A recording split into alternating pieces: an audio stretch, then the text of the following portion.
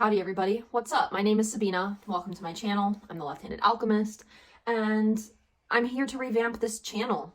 Not that it was ever really anything serious to begin with, but I've had this goal for the past several years to actually start filming my life and kind of create a journal out of what I'm doing so that I can track my growth and see the progress of just being a young human growing into themselves and becoming an adult and living in adulthood, because I am in fact 27. I've been an adult for a while, but I feel like a baby still, and I still have a lot to learn, and I revisit goals every so often, and I have this goal of doing YouTube videos that I just have not been meeting, and I think it's time to just say enough is enough, let's get it done. And so here we are getting it done. I've recorded several videos, but my problem is sitting down and actually editing them, because what I like to do is I like to puff on my little Benjamin and then just blab and yap into the camera in a way that doesn't feel very empowering or like directed, and I'm just talking in circles. So then editing these videos is actually so very painful that I decided that I can't make Benjamin content anymore. And I don't want to be that person anyway. When I ask myself who my higher self is and what they do, they're in fact not hitting the Benjamin in the way that I maybe once was. So here we are, new year, still kind of the same me, but always in a state of growth and transformation. So yeah, this week I really want to address goals and setting goals. It's January, and so a lot of us are out here setting these New Year's resolutions, and I have many thoughts on setting goals in January. I think that January is not the best time to set very action-based goals. Like, let's think about our bodies and the nature around us. I live in the Northern Hemisphere where we are currently in winter. I live in Arizona, so it's a little bit backwards. Like, it's beautiful outside right now. My garden is thriving. It's sunny. It's fairly warm. Everything is like pretty good. But for the rest of this country, it's freaking cold right now. There's a huge cold front moving through the country, and everybody's freezing their balls off. And there's just no chance that you're going to be able to get up and go and like be super active. Like, the days are shorter, the weather's colder, there's not an abundance of like fresh fruits and vegetables available. And it really feels intuitively like a time of rest and reflection, a time to like go inward, to be with yourself, to be with your family, to go a little slower. And it's also a time where our new year happens, where we get this reset. And it also happens around the solstice, which is the time when the sun starts, like, basically it's like the marker where the sun turns around and it starts to, like, the days start to get longer. We're heading towards summer. It's all kind of this uphill thing now towards summer. But it's a slow process, right? It's going to be a couple more months of cold and a couple more months of inward kind of vibe. And I really feel that, while also desiring to set goals. And this year I've decided that instead of setting these year-long goals where I try and accomplish something over the course of 365 days, I'm going to break it down into quarters. I am a business owner. I have a business. I make jewelry. My jewelry brand is Left-Handed Alchemy. Breaking down the year into quarters. It's 3-month segments and 4 chunks throughout the year. I feel like the January, February, March chunk of the year is setting goals for like inward expansion, setting goals for what you want to accomplish internally. And then once we get into spring, that's when the action goals really feel exciting. Like, a lot of people argue that the real New Year's happens in April. Fuck the sun right now, man. It just wants to be in my eyes. I'm just gonna keep moving. Sorry for the weird setting. You'll get used to it. Half of you are probably not even watching this anyway. You're just listening to me, so whatever. It's not really about the background of my house and like being super aesthetic. It's about what I'm saying. I want to talk about like what goals I'm setting for this year. Every year I set a goal, like an intention for the entire year. The last couple years, it's been about around mind, body, spirit, and that connection. One year I spent an entire year contemplating what does mind, body, spirit mean, and what does that mean for me, and how do I take care of that? And at the end of the year, I ended up coming up with a list of tiny tasks that I ended up implementing into my life, because so much about mind, body, spirit is grounded in the home space and what you consider to be your home. It doesn't have to necessarily look like a house. Home is really just like wherever you're comfortable. And there were just a few care tasks that I found to be very helpful in grounding me throughout my day. and week and just like not getting overwhelmed by a mess in my house, because I have that like kind of neurodivergence where when things are really messy around me, I can't think. It is like every object that is not where it should be is screaming at me, and I can't think straight if my house is like a complete disaster. I can't work if my house is a complete disaster. So taking care of these minor things that end up piling up and becoming major things, like cleaning my cat box, if I can do that most days, like my house won't smell like shit. And it won't be such a big deal when I do clean it. It's just like a little bit every day. Doing my dishes and zeroing my sink. I don't know what it is about dishes, especially now that I'm married and I live with another person. If you don't do your dishes, they exponentially increase every day. And it becomes this like overwhelming task that feels impossible to do. So by doing them every day, it's just easier for me to maintain. Tidying up, vacuuming. I have a very fluffy white cat. The hair is real. He sheds a lot. And so just like these little care tasks, I realize like the home is an extension of the mind, body, spirit. I think for the most part that year I focused on spirit. I think it was 2022 that I was doing this. 2022 ended up being like the year where I really focused on spirit. And it was where I really kind of grounded myself in my spiritual awakening that I had started in 2017, went balls to the wall in 2020 when we all shut down and were like forced to like look internally, and we all went a little crazy. I went a little crazy. I was seeing spirits all over the place. Like, was I schizophrenic? Was I seeing spirits? I think I was seeing spirits because nobody was telling me to do anything that was like harmful. Like the symptoms just didn't line up. I was going to therapy, confirming all of this with my therapist that I was in fact not crazy. So I am in fact confirming now that I wasn't crazy. I was just like having a moment of spiritual awakening. That I then ended up grounding by the end of the year. And then like the following year was 2023 was all about body. So just like reflecting on 2023, I set a bunch of goals to like do yoga and work out a bunch and had all these business goals that I wanted to achieve over the course of the year that I just ended up not achieving because the year did not go how I wanted it to at all. There were deaths in the family. I got married. I moved. I spent 2 months living at my in-laws' house. Yeah, so just like last year didn't go the way that I expected at all. And then once my goals ended up not working out for me, I just dropped them. I didn't think about them again. And then by the end of the year, I was really grounded in this like my spiritual awakening, the crazy, like mind-blowing, needing to read all the books, needing to ingest all the information, needing to hear all of the spiritual, mystical wisdom and insight kind of fizzled out. Like I just felt a lot more grounded in my day-to-day life because at the end of all of it, no matter what books I read, no matter what practices I did, it just kind of felt like it always came back to how I live in my physical life.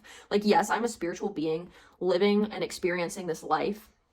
There are tools that I can use to be in tune with that spirituality, to hear my spirit guides better, to trust myself, to trust my intuition, to be in commune with these spirits. I personally venerate the ancestors. That's kind of my main thing. I feel the most magical when I'm venerating my ancestors and like really considering ancestry and legacy and whatever. More on that later. And it just got to the point where it was like, you have to live your life. Like you have to live your life. It's about experiencing. It's about living. It's about doing those weird little tasks and taking care of your home and taking care of yourself and your family and the spaces around you. And I stopped caring about the spiritual woo-woo, higher dimensional, whatever stuff, because it just ended up feeling like escapism. And that was kind of the grounding that I really received in 2023. Especially after my grandma died in March, I felt like me sitting around hoping that my spirit guides come and save me isn't really taking advantage of the life that I've been given. If you're able to watch this, you probably have some semblance of privilege. Like you're not living in a war-torn country. You're likely, like you're watching this, you have access to internet. I'm not going to make any more assumptions beyond that because you could be watching this for free on a library computer and you just stumbled across my video that came up on your YouTube algorithm. Like, I don't know your circumstances, but all of us have been privileged with the gift of life and the ability to live this life and experience our physicality. And it's important to be in tune with your spirit so that you can listen to your intuition and be guided as you navigate, like trying to live your desires. Like living in your desires and going for your desires is also a privilege, but it's also something that you have a better time working with when you're in tune with your spirit. And so it's like having enough spirituality to believe in the magic of the world and like navigate God and the definition of God and redefining God for something that like works for you. Like I'm very anti-religion. I'm very anti-dogmatic religion, dogmatic practices that tell you exactly who and how you're supposed to live. Like I saw a TikTok recently that talks about how religious spaces and religious wisdom and religious insight are typically written by men and thought of through the lens of like manhood. Think about how there's no women examples of like saviors. Like Jesus is a man, Buddha is a man, and it's such a privilege to be able to go off into the wilderness to like explore the depths of your soul when you don't have a family to take care of. Like women are primarily the family caretakers, and it is on us to make sure that these people stay alive, especially when you have kids. Like it doesn't really matter what gender your child is, you have a duty to take care of them and raise them to be responsible, well-adjusted adults. And you can't just like fuck off into the wilderness and ignore your family responsibilities and really like do it the way the men do by going off into the woods. Like hearing about Henry David Thoreau writing The Call to the Wild, and he like goes off into the wild to explore his soul while also going home to his mom who's feeding and taking care of him. Like doesn't really make sense. And so it makes me think about how spirituality has been sold to us to look like this way of being that's like very ethereal, like the meditation practices, the getting lost in the sauce of your own consciousness, but then at the same time not really honoring women. A big surprise, right? Like women, we are in fact rising, we are in fact gaining our energy, we are in fact awakening. But we have different needs than men have. Like, just think about it on a biological level. If you are a woman who has a menstrual cycle, you have different needs mentally and physically than a man does. You can't show up every single day and do the same exact thing every single day, like with a workout routine or like mindfulness practice, meditation practice, like anything. We are ruled by our cycles, our infradian cycles that cycle out on 28 to 35 days. We wake up every day with a different biological composition because of our hormonal cycles. And so therefore we have different needs. And I think that even like our spiritual needs are different, where I have found a lot of power in the everyday life, the mundane life, the taking care of my home and making sure that it's like a well-kept place so that me and my ancestors can dwell here. My ancestors even just being like a force that lives within my DNA. Like making a delicious meal, adorning your body, putting on your jewelry, taking care of yourself, taking care of your family, I think when done intentionally are very spiritual acts, because at the end of the day, we are spiritual beings experiencing physical reality, and to try and constantly escape this physical reality is escapism. It is the opposite of the point. It is not why you're here. You did not incarnate in this physical reality. You, your soul, chosen for whatever reason to incarnate in this space and time, did not choose to incarnate here so that it could escape and go back to oneness. Maybe you needed to experience that oneness through whatever means that you got there. A lot of people are doing it through psychedelics. I did it through healing generations of trauma. I found that oneness, and it felt really good to steep in it, because I think that in our society, like I'm an American, Westerner, whatever, we are so individualistic. We are so separated from oneness. We are so isolated from our true selves and this like our souls and the fact that we're all connected. Every living, breathing thing is connected. Like the plant that I'm sitting next to is connected to me through its life, and the fact that it lives and it shares space with me. Every molecule of our DNA comes from the earth and will return to the earth. And so therefore, like how many times have the molecules of our bodies been recycled through the earth? And so we're connected to this being that is this planet that we live on, that gives us a home, that gives us this physical space to dwell. So like just by existing and recognizing oneness, we are at our most pure spiritual space. And maybe you need to fuck off in the galaxies for a little while to come back to earth to recognize that. That's totally okay. That's part of the process for some people. That's how I was for a little while. Like I was totally on the starseed trip there for a long time, because truthfully, I was miserable. I had so much unhealed trauma that I just didn't know what to do with it. It felt like I didn't belong in my body, so therefore I didn't belong on this earth, and so I must be from somewhere else. And like maybe at some point my soul spent some time in a different galaxy. Like maybe. It doesn't matter though, because this is where I am now. There's a reason why we don't remember our past lives, and I don't think we're supposed to. I don't think it's the point. The point is this physical reality. So in setting goals for 2024, I have all this in mind. I have all this like how can I experience my one life that I have in this life is this person, is this in this time? How can I live this experience to the fullest? And I found that by setting goals over 365 days, I wasn't achieving as much as I wanted to. And it's not even about achieving. That is such a capitalistic mindset to think that we have to strive and achieve as much as we possibly can. But there are things that I want to call into this life. Like I would love to call in more customers for my business so that I can have more money on hand to go and travel, to eat better food, to experience life a little bit differently than I currently am. I love my life currently. I don't think that I'm going to necessarily have like a better life if I have more money. I think I have a very good life now, but like I'd love to be able to go to the doctor. I'd love to be able to get my teeth cleaned. I'd love to be able to travel to different countries, to experience different cultures, to eat different foods, to see different things. Like there's so much that this world has to offer that money as a universal resource can't afford me, as well as being able to call in more customers so that they can enjoy the art and the creations that I create with my hands and my mind and my spirit. Like at the heart of all of the things that I create is this creative energy, and this creative energy is raw, tapped energy from the creator itself. And I really believe that. I recently did the Artist Way at the end of last year.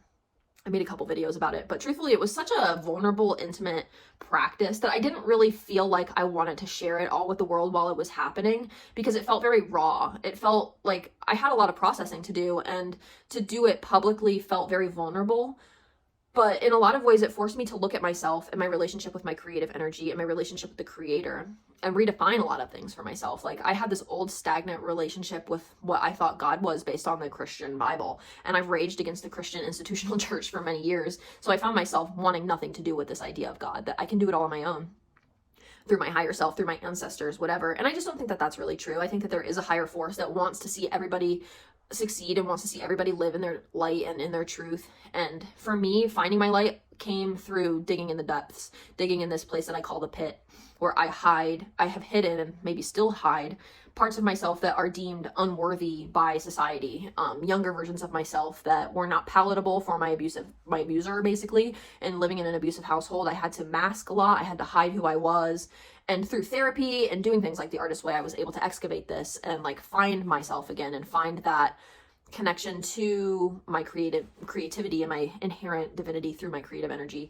And I'm at a place now where like I know that that's all true. I know that that's true. That's what I'm thinking about when I'm sitting at my jewelry bench. I know that's what I'm thinking about when I'm drawing or painting or whatever. But at the end of the day, my job is to create beauty and to create precious objects. Like jewelry is something that is so precious.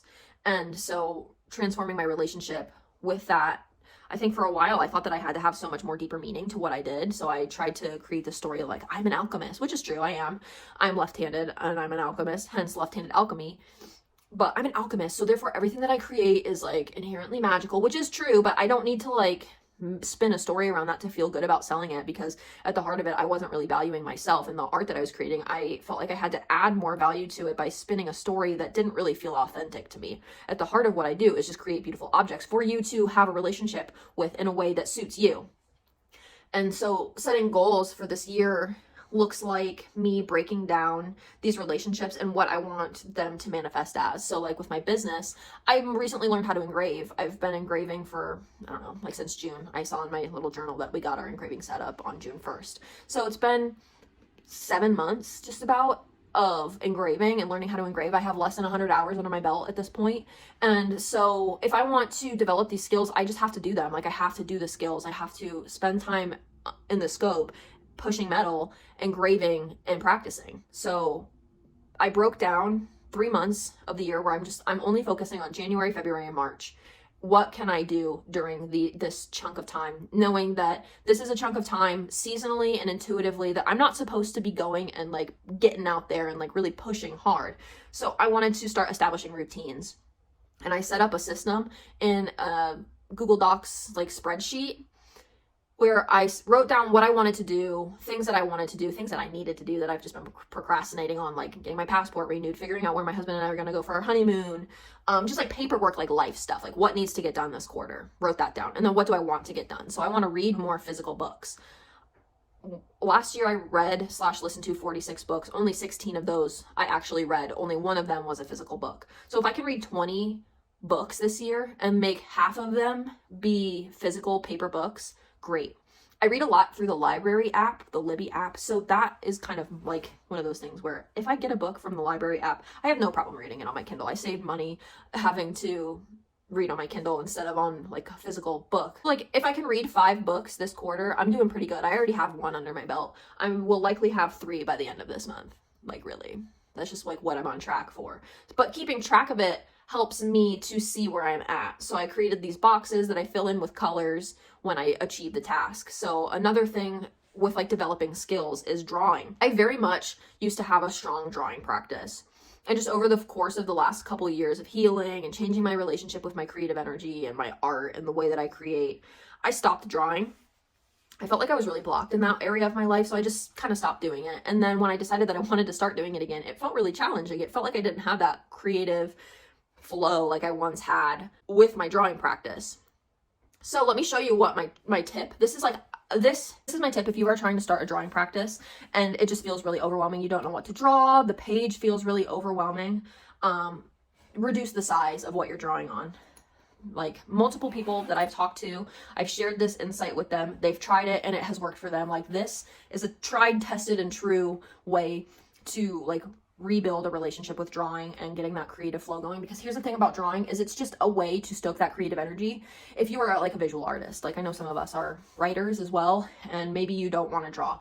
This is just like a tip for visual artists. You don't have to be good at drawing. None of this has to be good. Take the pressure off of yourself that anything that you're about to draw is going to be good. Have the intention to throw it away, in fact, or burn these drawings if that feels like it takes some of the pressure off. Because the idea is to take the pressure off of making your next masterpiece. This is about practicing. This is about stoking the creative fire. This is about just like getting pen on paper and moving, getting ideas down. Like there's no pressure. I take large pads of watercolor paper because I like the feel of it. That's just my personal choice. You could use just like printer paper too. And I cut them down into smaller sizes. 4x6, 2x3. I have some 5x7s. Just like a stack that I keep in a zipper pouch next to my couch. And these are some of the drawings that I have done this year. Step through the portal, just like little doodles. I doodle on both sides sometimes. Like I didn't like the doodle that I did on this side, so I just kind of like practiced drawing eyes on the back. This one is like one that started off as a doodle. I think I did this one last year. Yeah, at the end of last year. Started off as a doodle and I really liked it. Turned out this drawing didn't suck, so I colored it in and it's like pretty nice. Like might keep it for myself, might give it to my mom, might sell it. I don't know. The thing about doing this kind of drawing is like it takes a lot of the pressure off. Like most of these drawings honestly suck. Like they're not anything. But I keep them all. I put them in a box. I write how I feel about what I did or like the feelings that I was feeling on the back of these drawings. And then I put them in a bag or I put them in a box and I just forget about them. And then when I'm going through them later on, I can see where I was and I can remember how I was feeling. And it feels like another way to journal. So not only does drawing help me stoke my creative energy, it also helps me with my engraving. Because engraving is so much drawing. You're drawing on metal. You're scratching designs into metal. And so through drawing, I am able to get these designs down with much more ease. And just in a couple weeks of doing this practice and keeping track of it and making sure that I'm doing it consistently, like 3 or 4 times a week is enough. I've been doing it every day because it's just been something that's like natural. Like I have a little bit of time in the end of the day. I'll just like sketch on in my sketchbook. This is another way. I bought this sketchbook on Amazon. It's not very nice. Like the pages are like really thin, which helps me feel a lot less pressure about making shitty drawings in this because it's not a nice sketchbook. It's kind of a crappy sketchbook if I'm being completely honest. The page quality is not very nice. The ink bleeds through, just like a ballpoint pen bleeds through these pages. But it doesn't matter because the practice is about getting pen on paper. The practice is about doing the task instead of worrying about how good it's going to be. So I just like doodle, learning scroll work for engraving. I like to do these like scribble drawings where I just scribble and then make shapes out of the scribbles.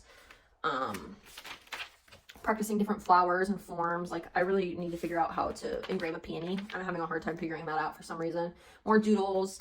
And this is like minutes. Like I will probably rip through 3 or 4 pages in the course of a half an hour. It's not about the pressure of doing it well. This is a horrible page I'm about to show you. There's nothing but like the value in this is the fact that I did it. It's not about doing it well. And I'm really passionate about that. Like we need to, as artists, we need to take the pressure off of ourselves to make really good art all the fucking time. It's through making really bad art and working through ideas that are good or bad and figuring out like, okay, I like this composition, but this needs to be different and sketching it out again. That's not quite right. Sketching it out again and like doing it multiple times and allowing yourself to make bad art is when you actually end up making good art and just getting into the practice of it. And just in like the couple weeks that I've been doing my drawing practice, my engraving has improved and has given me more ideas for when I sit down at the bench to engrave. I feel like they are in tandem with each other and they like do really well. And I've been doing pretty well on it so far. Another thing that I've been trying to establish as a routine is like exercising. Yeah, everybody sets exercise goals when they're starting the new year.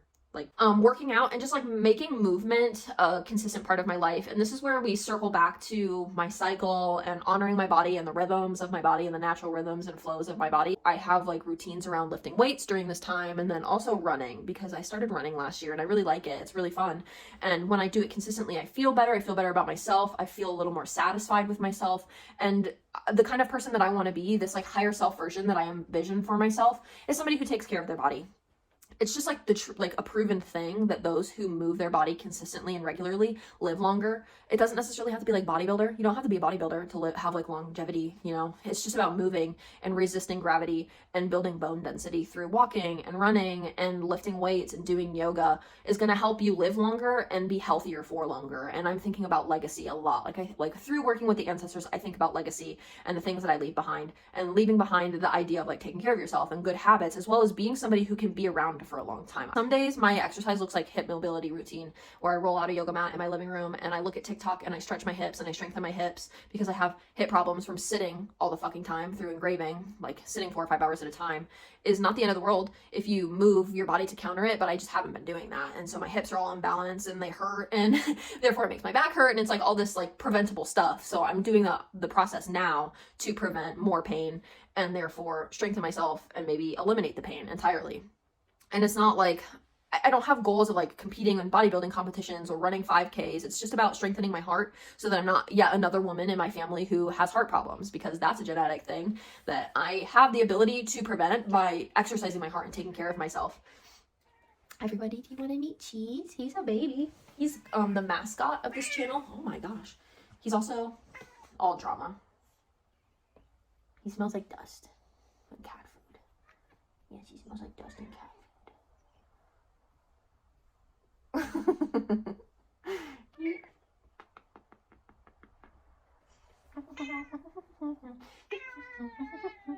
Okay. He doesn't want to leave. He's currently resting in my lap. Oh my god! Okay. He likes being held, he likes being touched, but he doesn't like being manhandled. He's got a grumpy brow right now. Let's see if we can fix that. He's just kind of weird. He's biting me currently.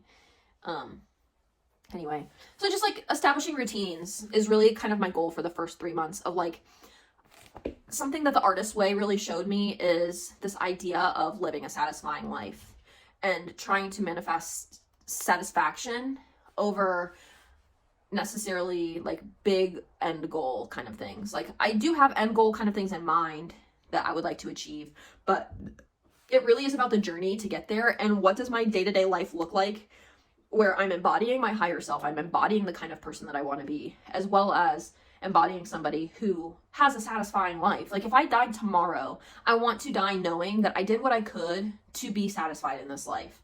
And when I show up for myself and I take the time to put in the effort to take care of myself, feed myself good food, move my body, because like honestly, I hated when people would say this to me when I was in my depression era. Like, you just need to go on a walk. You just need to exercise. Like, those endorphins are really good for your brain, blah, blah, blah. It's true. It's really true. It's so annoying. It's so annoying. I wanted to prove them wrong. I wanted to be the exception.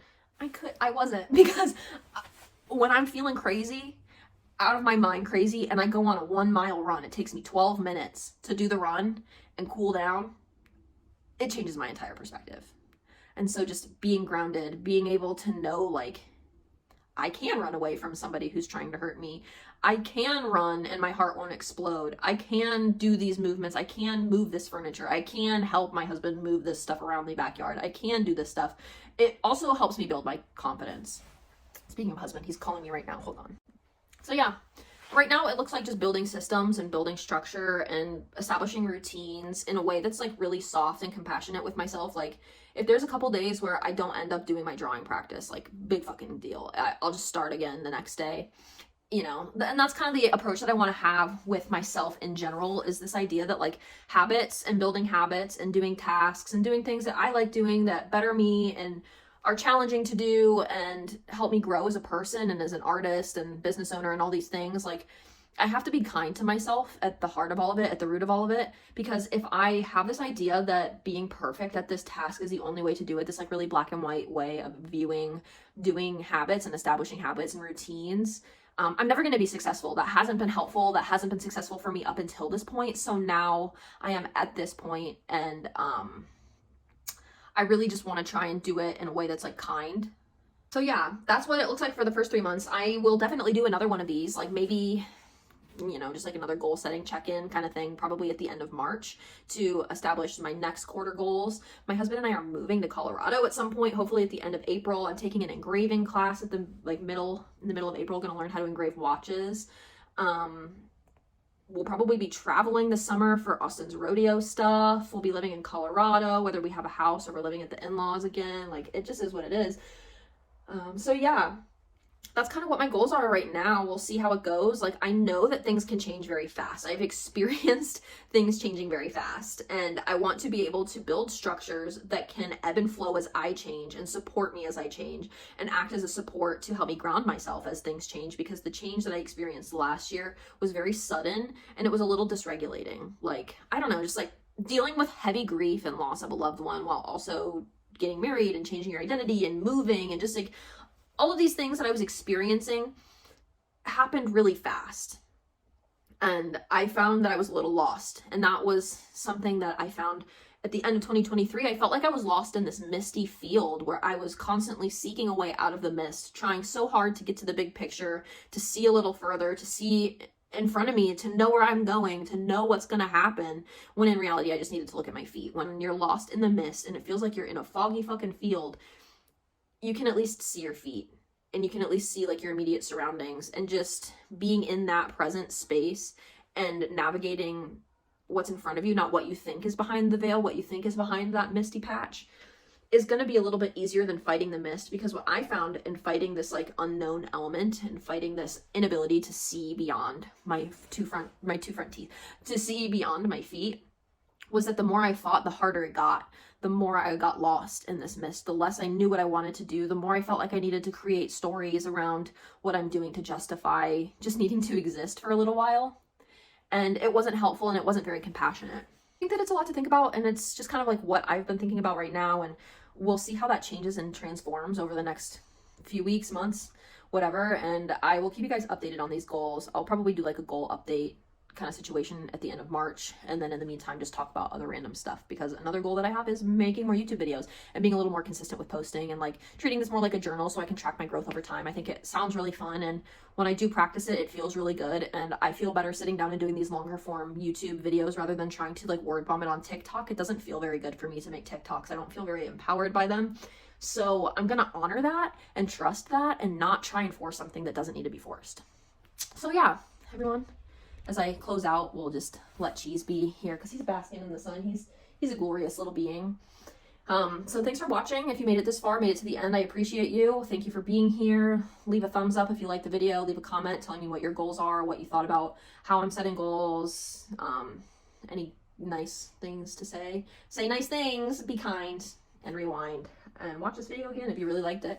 You can follow me on social media. Basically, Instagram is like I only have a business Instagram right now where you can see all the jewelry that I've created and like updates about shop updates and things that I'm making, and behind the scenes, like I post a lot of pictures of the kit, of the little kitty kit. Cheese. I post a lot of pictures of Cheese. Sorry. Look at his eyes. They like radiate. He's so beautiful. I love him. Not because he's beautiful, but in addition to him being beautiful, I also just love him. He's a good kitty. He's a very good kitty. Anyway, yeah, follow me on all the things. I have all the information down in the description. If you want to buy jewelry from me, hit me up. I have a lot of ready to ship stuff, but I also do customs. So let me know. Let's make some beautiful things come to life.